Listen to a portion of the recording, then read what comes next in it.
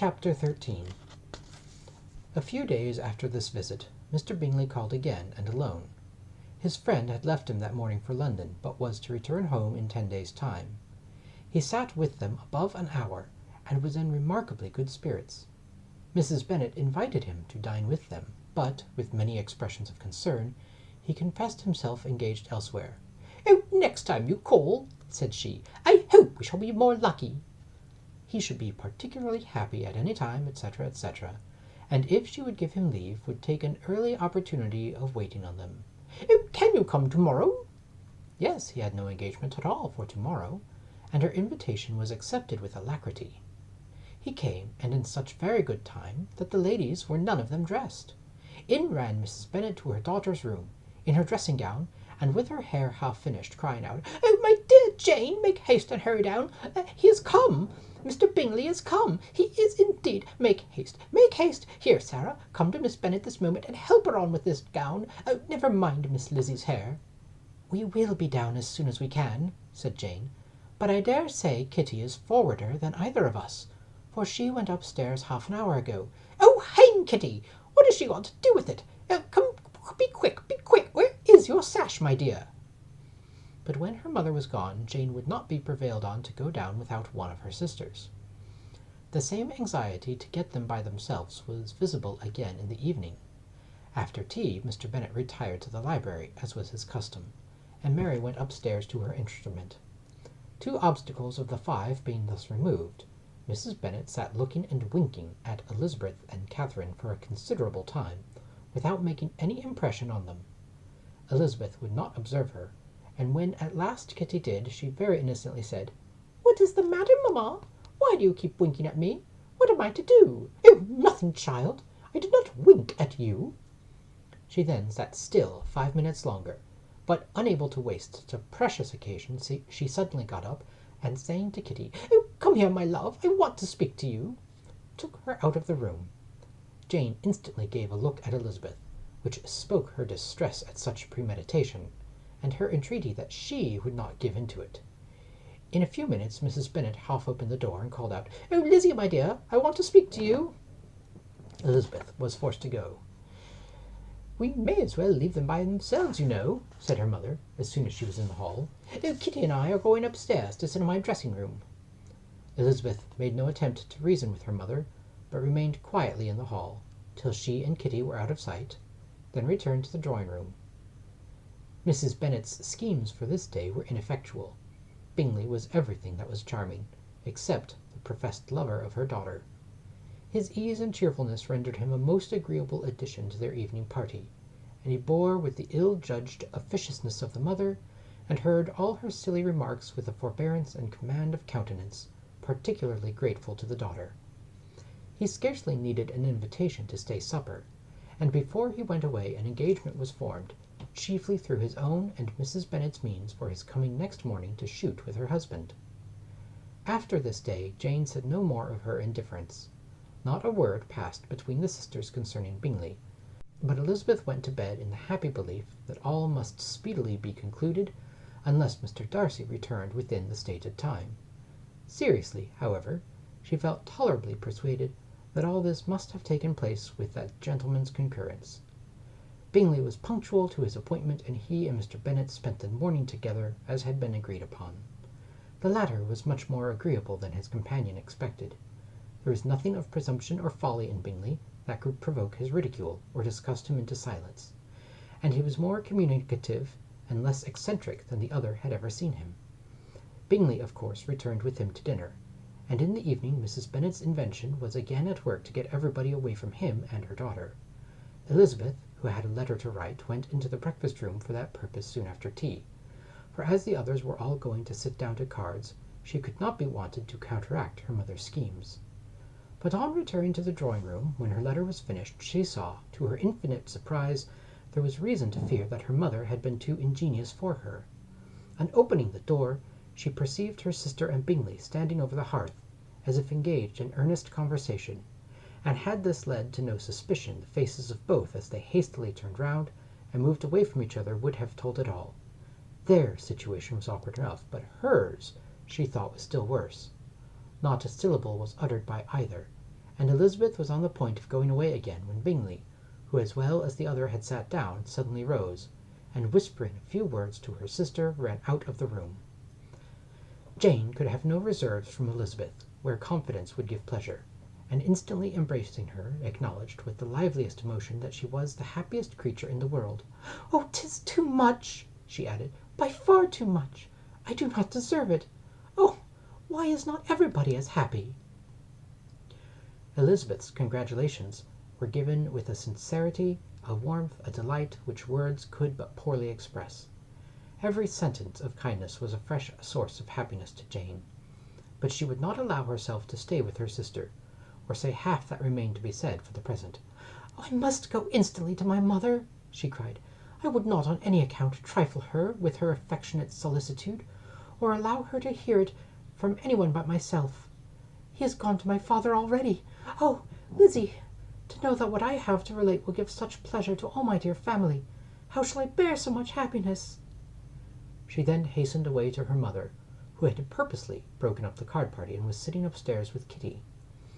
Elizabeth, who was left by herself, now smiled at the rapidity and ease with which an affair was finally settled, that had given them so many previous months of suspense and vexation.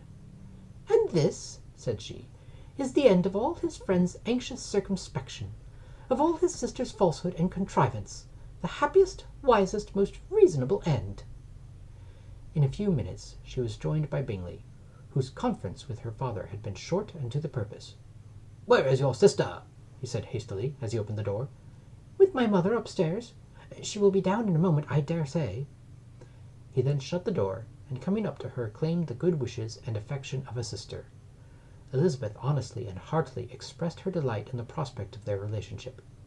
They shook hands with great cordiality, and then, till her sister came down, she had to listen to all he had to say, of his own happiness, and of Jane's perfections, and in spite of his being a lover, Elizabeth really believed all his expectations of felicity to be rationally founded, because they had for basis the excellent understanding and super-excellent disposition of Jane, and a general similarity of feeling and taste between her and himself.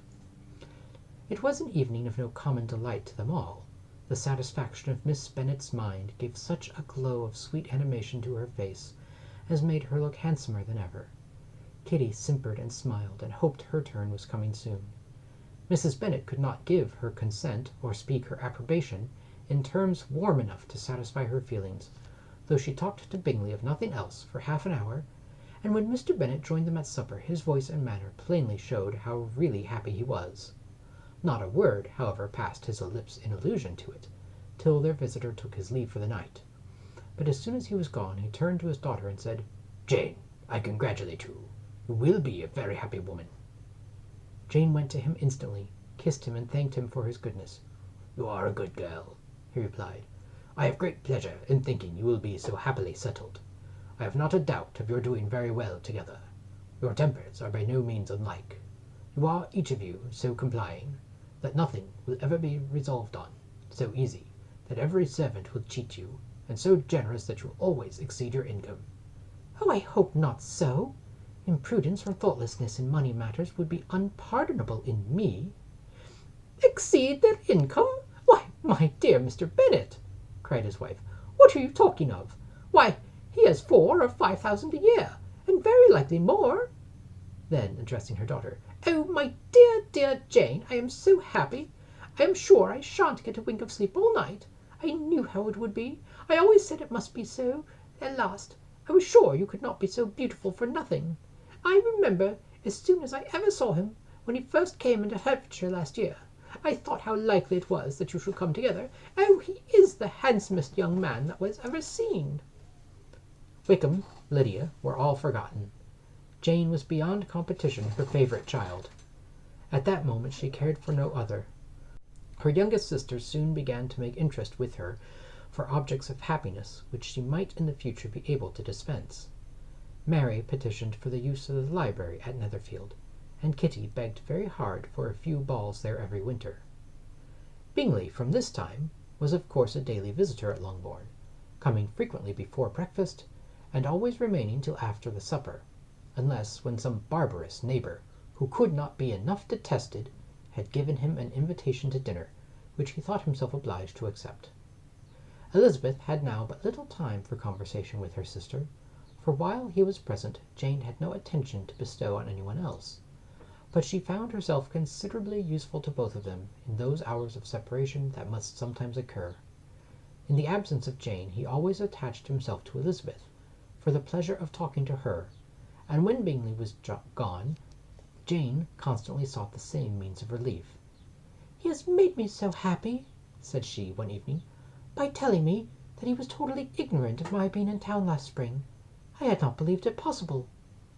"I suspected as much," replied Elizabeth. "But how did he account for it?" "Oh, it must have been his sister's doing. They were certainly no friends to his acquaintance with me, which I cannot wonder at, since he might have chosen so much more advantageously in many respects. But when they see, as I trust they will, that their brother is happy with me, they will learn to be contented, and we shall be on good terms again, though we can never be what we once were to each other." "That is the most unforgiving speech," said Elizabeth, "that I ever heard you utter. Good girl! It would vex me, indeed, to see you again the dupe of Miss Bingley's pretended regard. Would you believe it, Lizzie, that when he went to town last November he really loved me, and nothing but persuasion of my being indifferent would have prevented his coming down again? He made a little mistake, to be sure, but it is to the credit of his modesty." This naturally induced a panegyric from Jane on his diffidence, and the little value he put on his own good qualities. Elizabeth was pleased to find that he had not betrayed the interference of his friend, for, though Jane had the most generous and forgiving heart in the world, she knew it was a circumstance which must prejudice her against him. "I am certainly the most fortunate creature that ever existed," cried Jane. "Oh, Lizzie, why am I this singled from my family, and blessed above them all? If I could but see you as happy! If there were but such another man for you!" "If you were to give me 40 such men, I could never be so happy as you. Till I have your disposition, your goodness, I can never have your happiness. No, no, let me shift for myself, and perhaps, if I have very good luck, I may meet with another Mr. Collins in time."